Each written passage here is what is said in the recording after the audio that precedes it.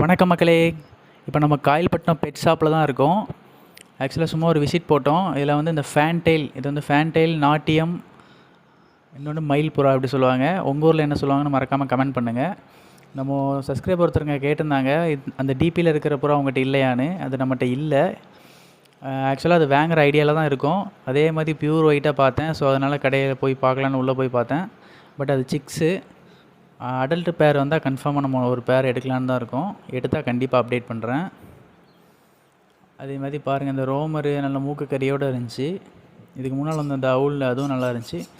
இந்த அடிப்புறா வந்து ரொம்ப நாளாக இங்கே தான் இருக்குது. ஒரு 1 மந்த்தாக இங்கே தான் இருக்கும்னு நினைக்கிறேன். ஸோ எக்கு வச்சிருந்துச்சி. அந்த மெயில் நமக்கு பிடிச்சிருந்துச்சி. ஒயிட்டில் அதிகமாக ஒயிட் இருக்கிறதுனால. ஃபீமேலை வந்து சப்ஜாங்கனால எடுக்கலை. ஒருவேளை ரெண்டுமே ஒயிட்டாக இருந்தால் எடுத்திருப்போம். பேர் வந்து 1800 தான் சொன்னாங்க. இவன் பாருங்கள், எக்கு வச்சுருக்கு.